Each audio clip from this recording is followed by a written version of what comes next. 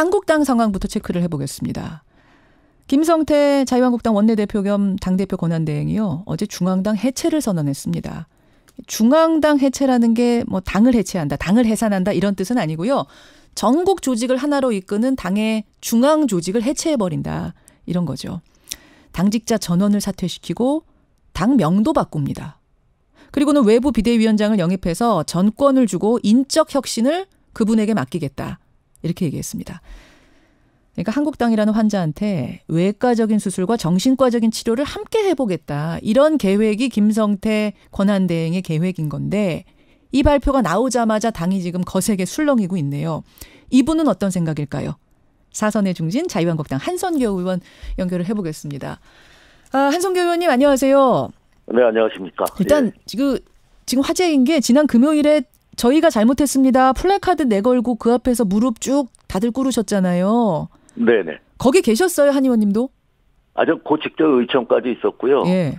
글쎄 여기 당에서 하는 집단적인 어떤 행사인데 저는 좀 그것이 뭐 많이 썩 마음에 들지 않아서 저는 좀 빠졌습니다. 사진 찍을 때는. 왜 마음에 들지 않으셨어요? 늘 퍼포먼스? 우리가 상투적으로 이 선거라든지 정치적인 어떤 그 패배를 했을 때 늘 상투적으로 쓰는 말이 저희가 잘못했습니다. 국민 여러분이 저희에게 회초리를 드셨습니다. 예. 저희에게 아픈 배를 때려주셨습니다. 그 뒤에 변한 것은 아무것도 없거든요. 아하. 사실 지금도 우리 당 의원들, 이 프로그램에서도 아마 그 참패한 뒤에 느낌을 물으면 국민들께서 회초리를 드셨습니다. 이런 얘기를 아마 하는 분들이 계실 텐데 맞습니다. 회초리라는 것은 예. 사랑이 관심이 들어있어야지 그것이 회초리로서의 역할을 하는 것이지 이 선거라는 것은 제가 이렇게 한 10몇 년 국회의원 생활을 해보니까 예. 선거는 못한 자에게 표를 안 주는 것이 아니고 예. 잘했다고 생각하는 정당이나 그 후보에게 표를 주는 것이 선거의 행위라고 생각해요. 그렇죠. 그래서 이 회초리를 들었다는 것은 사랑도 없고 관심도 없는데 표를 다음에 잘해 우리가 다음에 찍어줄게 이런 약속이 아니고 예. 지금까지 그런 대로 잘했다 민주당 아니면 문재인 대통령 정부가 잘해왔다 하고 한 50~60%가 준 거라고 생각합니다. 따라서 그렇게 늘 행사처럼 하는 잘못했습니다에는 예. 저는 참여를 하지 않았습니다. 하나마나 한 거다. 이렇게 보신 거예요. 가서 그래서 무릎 꿇지 않으셨다. 지금 그 말이신데. 진심으로 무릎 꿇었겠죠. 예, 하지만은 예. 그 행사라는 것 자체가 저는 그렇게 썩 마음에 들진 않았어요. 그러셨어요. 근데 거기서 그치지 않고 김성태 원내대표는 대표 권한대행이 되셨죠. 김성태 대표 네. 권한대행은 어제 당 수수반으로 중앙당 해체 선언을 했습니다. 이거 상당히 폭탄 선언이었어요. 그러니까 네. 내부의 구태는 김성태 권한대행이 앞장서서 구태청산위원장이 돼서 청산하겠다. 그리고 네. 외부에서 외부에서 영입한 비대위원장한테 인적 혁신 부분에 전권을 주고 맡기겠다. 이 구상 어떻게 생각하십니까? 좀 오버하신 거죠. 네. 오버요? 그렇죠. 이 권한 대행이라는 것은 예. 우리가 저희 당으로서는 생각하고 싶지도 않지만은 박근혜 대통령이 그 어떤 직무가 정지됐을 때 황교안 총리가 권한 대행을 하지 않았습니까? 그렇죠. 황교안 총리는 사실은 총리의 그 범위 안에서 자기의 역할을 충실히 해와서 대행 역할을 잘했다. 예전에 고건 총리도 권한 대행을 했을 때 총리로서 권한 역할을 잘했다. 자기 총리의 범위를 그렇게 넘어서지를 않았는데 우리 김성태 대표 같은 경우는 빨리 저 국민들에게 뭔가를 보여드려야 되니까 생각해낸 것이 아닌가 오바를 하셨다고 생각이 들고 권한 대행에 그러니까 할 수 있는 권한을 지금 넘어서서 오바했다고 보시는 거예요? 그렇죠. 대행이거든. 권한 대행.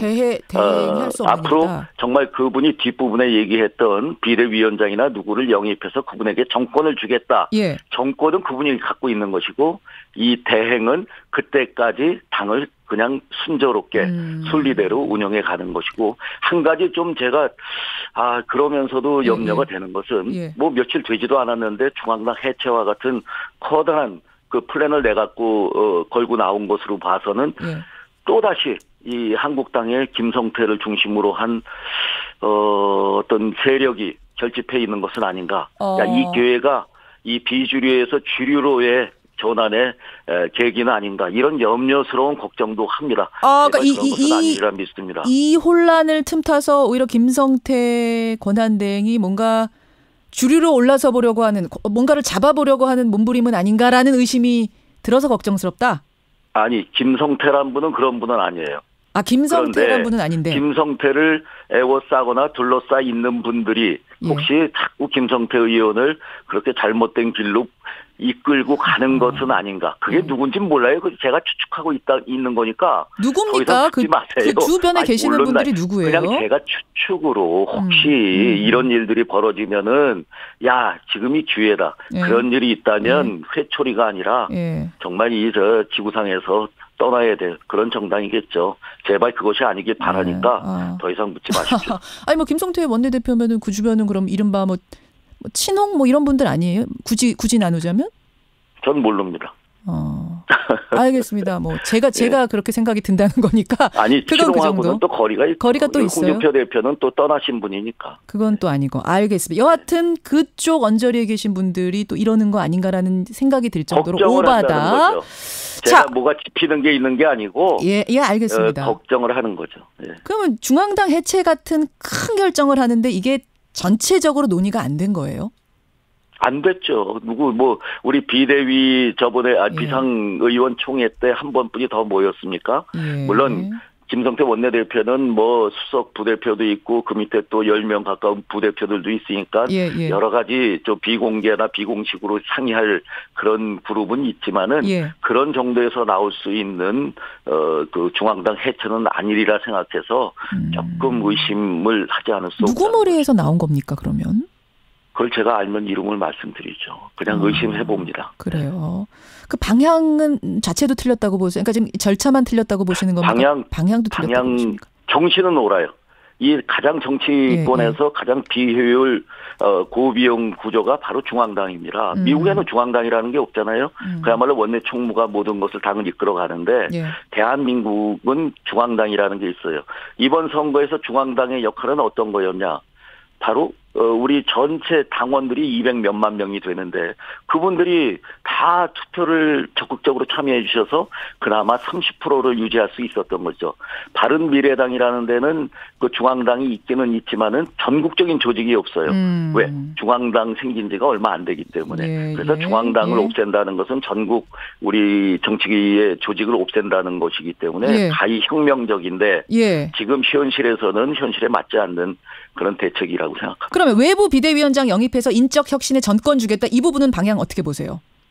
저는 그 외부 비대위원장도 그렇게 쉽게 결정할 일은 아니라고 생각합니다. 먼저 우리 탄핵 이후에 우리 비대위가 한 3차례 정도 이렇게 구성되지 않았는가 생각합니다. 마지막에 연세대학교 그분까지 오셨었죠. 마지막 임명진 위원장 다음에 하시고요.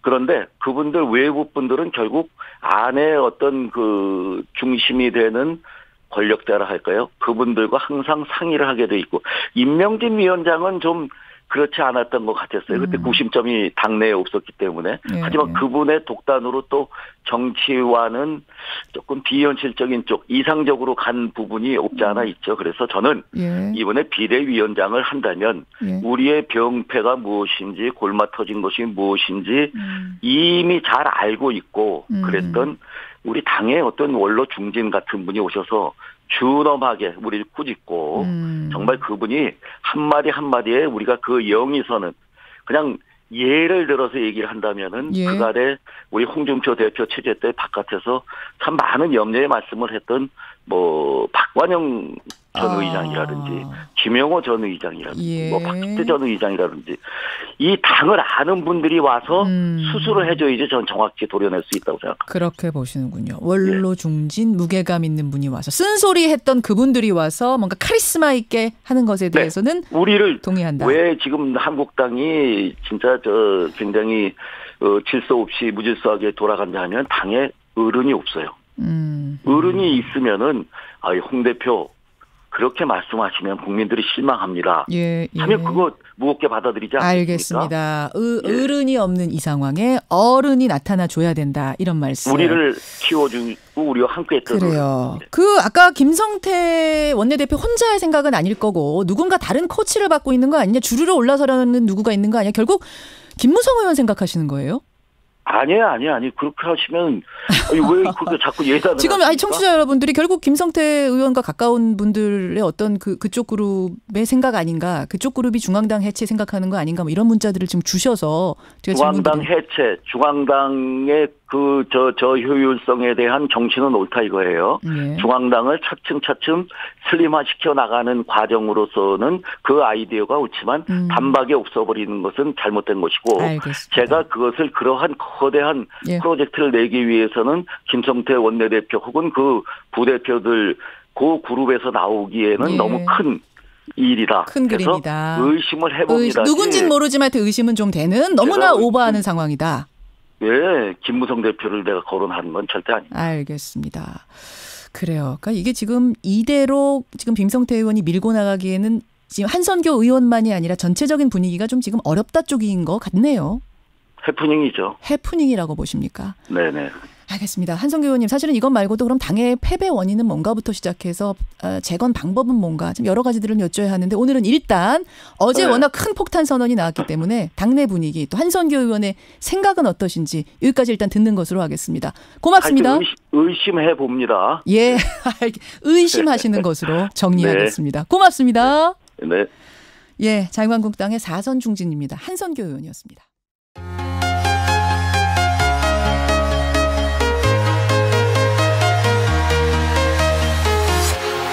Walking alone, the streets are empty. The only thing I can see is my own silhouette. 당에서 하는 집단적인 어떤 행사인데 저는 좀 그것이 뭐 많이 썩 마음에 들지 않아서 저는 좀 빠졌습니다. 사진 찍을 때는. 왜 마음에 들지 않으셨어요? 늘 우리가 상투적으로 이 선거라든지 정치적인 어떤 그 패배를 했을 때 늘 상투적으로 쓰는 말이 저희가 잘못했습니다. 국민 여러분이 저희에게 회초리를 드셨습니다. 저희에게 아픈 배를 때려주셨습니다. 그 뒤에 변한 것은 아무것도 없거든요. 아하. 사실 지금도 우리 당 의원들, 이 프로그램에서도 아마 그 참패한 뒤에 느낌을 물으면 국민들께서 회초리를 드셨습니다. 이런 얘기를 아마 하는 분들이 계실 텐데, 맞습니다. 회초리라는 것은 사랑이, 관심이 들어있어야지 그것이 회초리로서의 역할을 하는 것이지, 이 선거라는 것은 제가 이렇게 한 10몇 년 국회의원 생활을 해보니까 선거는 못한 자에게 표를 안 주는 것이 아니고 잘했다고 생각하는 정당이나 그 후보에게 표를 주는 것이 선거의 행위라고 생각해요. 그렇죠. 그래서 한국당 상황부터 체크를 해보겠습니다.